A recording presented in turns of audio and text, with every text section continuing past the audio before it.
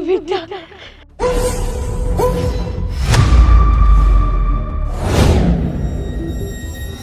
निकल बुढ़िया यहाँ से, और मेरी बात ना ध्यान से सुन। अपने बेटे को बताने की या उसके पास जाने की कोशिश भी की ना, तो उसकी हालत की जिम्मेदार सिर्फ तू होगी। और ये तू बहुत अच्छे से जानती है कि मैं तेरे बेटे के साथ क्या करने वाली हूँ।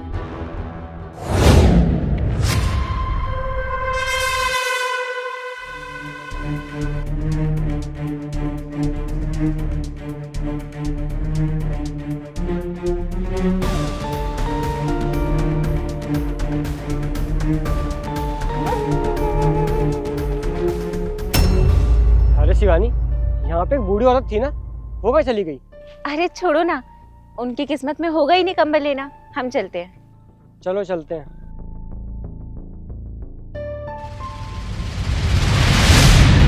ओ अम्मा जी, इसमें क्या कर रही हो?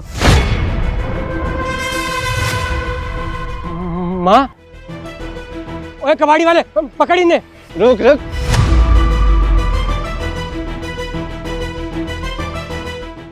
माँ, ये क्या हाल बना रखा है आपने अपना? कहाँ चली गई थी आप? आप बताओगे मुझे कि आप गांव से कहाँ चली गई थी? मैंने गांव में सबसे पूछा, लेकिन किसी को आपके बारे में नहीं पता था। और तो और मैंने पुलिस कंप्लेन भी करी, लेकिन पुलिस भी आपको ढूंढ नहीं पाई। माँ चुप क्यों खड़ी हो? कुछ तो बोलो। छोड़ो ना आयुष, इन्हें देखकर साफ पता चल रहा है कि इन्हें हमारे साथ रहना ही नहीं था। और तुम भूलो मत कि इनकी वजह से कितने परेशान हुए हो। हर एक काम तक भी ध्यान नहीं लगा पाते थे अपना। चुप करो शिवानी तुम।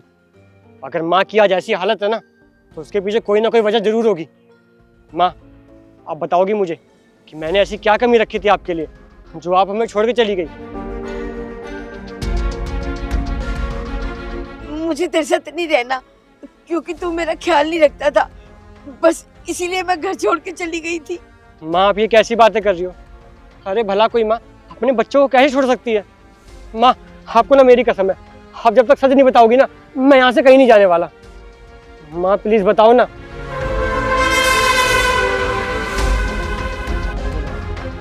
बेटा वो चल बुढ़िया, अपना बोरिया बिस्तरा बांध और निकल यहाँ से। बहू, ये किस तरीके से बात कर रही है तू मुझसे? और भला मैं अपना घर छोड़ के क्यों जाऊंगी? अपने बेटे की सलामती के लिए, क्योंकि अगर तू घर से बाहर नहीं गई ना, तो मैं तेरी और तेरे बेटे की पुलिस कंप्लेन कर दूंगी कि मेरी सास और मेरा पति मेरे साथ दहेज के लिए मारपीट करते हैं। और इन सब के बाद ना मैं एलिमनी की डिमांड करूंगी, वो अलग, जो तेरे बेटे को भरनी पड़ेगी। बहू, तू ऐसा क्यों कर रही है? क्योंकि मैं परेशान हो चुकी हूँ तेरी रोज रोज की रोक टोक से, और तू है कि मरने का नाम ही नहीं ले रही है।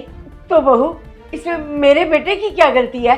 गलती उसकी ये है कि तू उसकी माँ है, और वो बिल्कुल तेरे इशारों पे नाचता है। जैसा जैसा तू उसको बोलती है ना, वो बिल्कुल वैसा वैसा करता है, जिन सब की वजह से मेरी सारी फरमाइशें मारी जाती हैं। आयुष, मेरा फोन ना काफी हैंग मारता है और पुराना भी हो गया है, और मेरी सारी फ्रेंड्स के पास ना आईफोन है, तो तुम भी मुझे आईफोन दिला दो। ठीक है, मैं एक काम करता हूँ, मम्मी से बात कर लेता हूँ इस बारे में। यार, हर चीज में मम्मी से बात करनी जरूरी है क्या? यार तुम तो जानती हो कि घर का सारा हिसाब किताब मम्मी देखती हैं, तुमसे बात करना जरूरी है। क्या जरूरत है फालतू खर्चा करने की? तुझे पता है ना पैसा कितनी मुश्किल से कमाया जाता है, और बहू को सिर्फ फोन ही चाहिए ना बात करने के लिए। तू ना एक काम कर, ये मेरा फोन दे दे उसे, इससे बात कर लिया करेगी। फालतू खर्चे करवा लो जब देखो तब इस लड़की से। मम्मी जी, मुझे 3000 रुपए दे दो। किस लिए चाहिए 3000 रुपए? वो मम्मी जी, मेरे भाई की शादी आ रही है ना, तो उसके लिए ना मैंने साड़ी मंगाई थी ऑनलाइन, तो नीचे पार्सल वाले भैया खड़े, उन्हें दे जाना है। इतनी महंगी साड़ी? अभी जाके मना करके आ उसको। मम्मी जी, मेरे इकलौते भाई की शादी है। तुझे तो सिर्फ अपना इकलौता भाई दिख रहा है, मैं अपने बेटे को ना देखूं क्या? तुझे पता है पैसा कितनी मेहनत से कमाया जाता है, ये फालतू खर्चे करने के लिए नहीं।